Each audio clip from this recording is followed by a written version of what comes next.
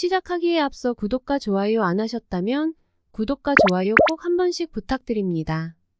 구독과 좋아요는 크리에이터에게 큰 힘이 됩니다. 제게 큰 힘을 주셔서 감사드리며 바로 시작합니다. 최근 토트넘의 가장 큰 관심사는 해리 케인의 거취입니다.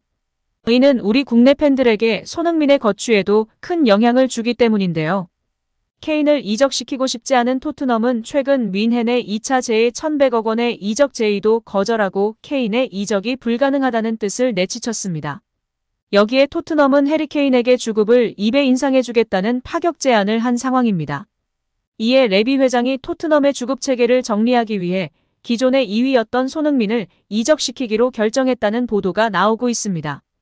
반면 리버풀 측에서는 손흥민이 EPL 리그 내에서 최고의 대우를 받는 스트라이커여야 한다며 토트넘에서 방출되는 손흥민을 영입하겠다는 계획을 세우며 구체적인 행동에 들어간 것으로 알려져 화제가 되고 있습니다.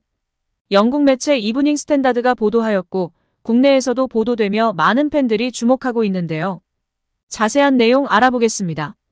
영국 매체 이브닝 스탠다드는 7일 리버풀이 손흥민을 영입하려고 움직이고 있다. 리버풀의 핵심 공격수였던 호베르투 피르미누와 재계약을 하지 않았다.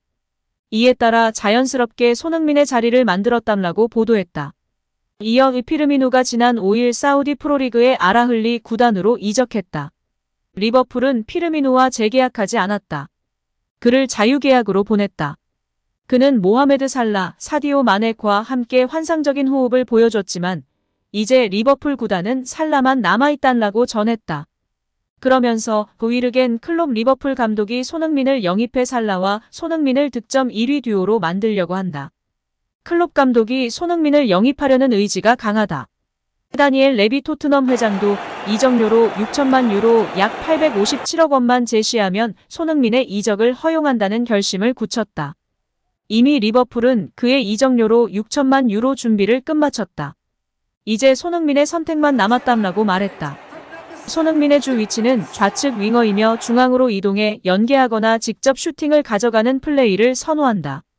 상황에 따라서는 오른쪽이나 중앙 공격수, 세컨드 스트라이커 위치도 가능하다. 그의 장점은 수비 뒷공간을 파고들 수 있는 속도와 가속도, 양발을 활용한 강하고 정교한 슈팅이다. 그는 오프사이드 라인을 깨고 득점하는 라인 브레이킹에 능하고 페널티 박스 내 공간적 여유가 충분하면 지공 상황이더라도 패스받고 슈팅할 수 있는 위치로 적절하게 이동할 줄 알며 중거리 슈팅을 양발 모두 정교하게 구사한다. 고 보도하며 많은 팬들의 기대감이 높아지고 있습니다. 여기에 토트넘이 해리 케인의 주급을 파격적인 수준으로 인상할 계획을 세우며 큰 관심을 받고 있습니다. 계약이 1년 남은 상황에서 바이에른 뮌헨 등 다른 팀 이적을 막기 위해 꺼내든 최후의 수단으로 평가받고 있습니다. 오랫동안 고수해온 주급체계 상한선이 깨지면 다른 선수들에게도 고스란히 영향을 끼칠 수 있는데요. 토트넘 내 주급 2위 손흥민도 마찬가지입니다. 영국 텔레그래프는 11일 케인이 토트넘에 남는다면 주급이 파격적으로 오를 전망이다. 토트넘은 케인의 주급을 40만 파운드 약 6억 7천만 원까지 인상할 준비가 돼 있다고 전했습니다. 카폴로지에 따르면 케인의 현재 주급은 20만 파운드 약 3억 4천만 원다. 만약 토트넘과 계약 연장에 합의하면 연봉이 200껑충 뛰는 셈입니다. 케인은 지난 2018년 당시 6년 장기 재계약을 체결할 당시에도 주급이 2배 뛰었습니다. 그 전까지 케인의 주급은 10만 파운드 약 1억 7,500만 원에 불과했는데요.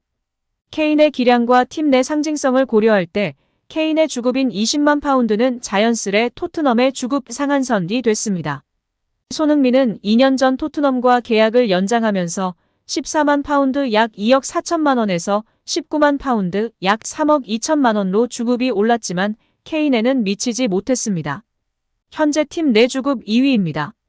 케인이 세 차례나 잉글랜드 프리미어리그 득점왕에 오르는 등 꾸준히 EPL 최고의 공격수로 활약해왔지만 토트넘 구단 특성상 선수들의 주급에는 인색한 편이었습니다. 이번에 계약을 연장하면 주급을 무려 40만 파운드까지 인상시켜줄 것이라는 전망은 그래서 더 파격적입니다. 그만큼 케인의 잔류에 총력을 기울이고 있다는 뜻인데요. 우선 토트넘은 엔지 포스테코글루 신임 감독이 직접 케인과 만나 향후 거취 등에 대해 직접 논의할 예정입니다. 포스테코글루 감독 입장에서도 케인이 떠나면 새 시즌 구상에 치명적인 만큼 새 시즌 계획과 앞으로의 목표 등을 제시할 것으로 보입니다. 케인이 이 자리에서 마음을 돌리느냐 아니면 이적을 추진하느냐가 좌우될 것으로 평가받고 있습니다. 토트넘이 꺼내든 케인의 주급 인상안에 관심이 더 쏠리는 건 앞으로 손흥민 등 다른 선수들에게도 영향을 끼칠 가능성이 있기 때문인데요. 특히 주급 2위인 손흥민은 토트넘과 계약이 2년 남아 있습니다. 내년 여름이면 지금의 케인과 같은 상황에 놓이게 됩니다. 토트넘 역시 EPL 득점왕 출신인 손흥민에게 재계약을 제안할 가능성이 큰 상황입니다. 케인에게 파격적인 주급 인상을 제안했던 사례는 손흥민의 주급 재협상에도 중요한 포인트가 될 수 있습니다. 손흥민의 현재 주급은 EPL 다른 구단과 비교하면 더욱 낮은 수준으로 평가받고 있습니다. 맨체스터 유나이티드에선 무려 10번째에 불과하고 첼시에서는 9번째, 맨체스터 시티에서도 7번째에 해당하는 금액입니다. 이에 대해 국내 팬들은 이게 말이 되냐, 제대로 된 대우를 받아야지, 월클이자 아시아의 아이콘의 상징성만으로도 이해할 수 없는 처우다. 토트넘은 역시 근본 없는 셀링클럽이다.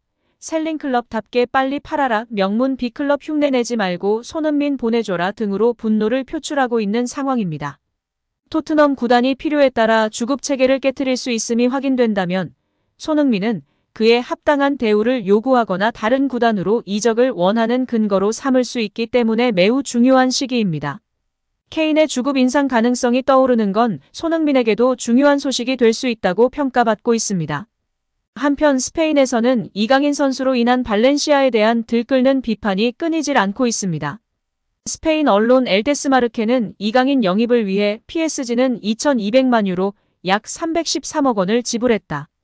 발렌시아는 겨우 3.5%에 해당하는 77만 유로 약 11억 원을 받는다라며 연대기여금 형식으로 발렌시아에서 떨어지는 수입이 매우 적은 수준이라고 비판했습니다. 국제축구연맹 FIFA의 구정에 따르면 선수 영입구단은 해당 선수가 만 1223세 때 소속됐던 출신 학교와 팀의 연대기여금을 지급해야 하는데요. 발렌시아도 이강인의 PSG행으로 얻는 게 있긴 하지만 10년이라는 긴 시간 동안 이강인을 키운 것을 고려하면 너무 적은 금액이기 때문에 많은 팬들과 스페인 축구인들이 비판을 하고 있는 것입니다. 10년간 애지중지 키워놓고 막판에 신뢰하지 못하고 자유계약으로 마요르카에 넘기고 지금은 세계 최고 클럽 중 하나인 파리 생제르맹에 입단했기 때문입니다. 불과 몇 년 만에 말이죠. 우리 이강인 선수도 손흥민 선수의 발자취처럼 월드클래스로 성장하길 진심으로 응원하겠습니다. 손흥민, 이강인 선수 모두 화이팅입니다. 오늘 영상은 여기까지입니다. 우리 구독자분들의 생각은 어떠신지 궁금합니다. 댓글로 의견을 남겨주시면 감사하겠습니다. 끝까지 시청해주셔서 감사드리며 다음에도 더 좋은 영상으로 찾아뵙도록 하겠습니다.